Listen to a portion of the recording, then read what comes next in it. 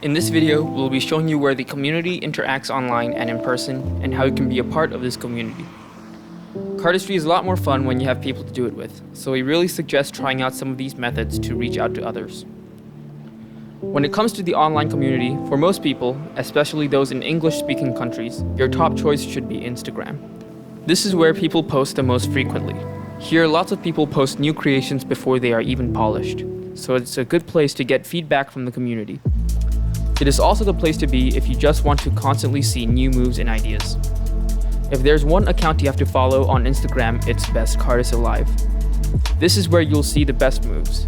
So how it works is that people use the hashtag BestCardistAlive, and they have a panel of cardists that will select and feature the best moves from the whole community.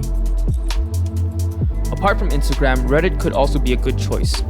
Here, people focus less on images and more on theoretical discussions. So if that's your thing, make sure to check it out.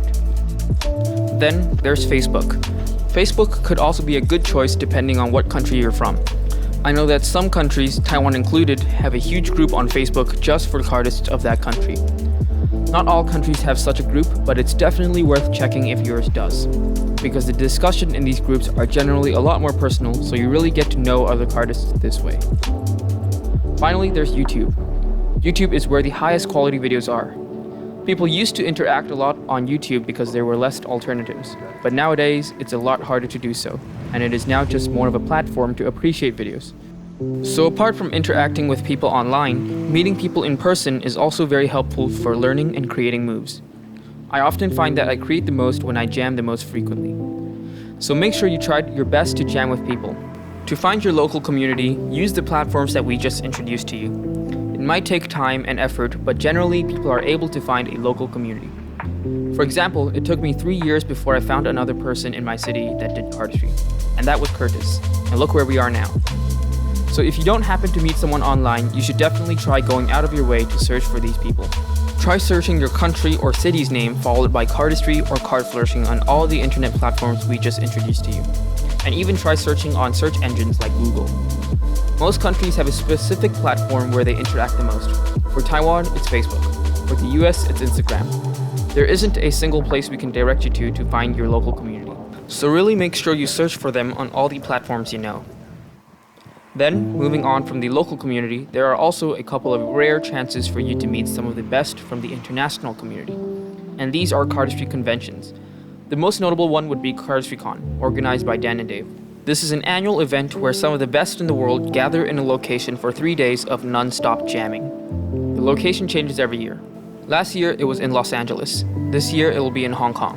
So make sure you pay attention to this event every year, because you never know if it will come to your city. And if it does, you definitely do not want to miss it.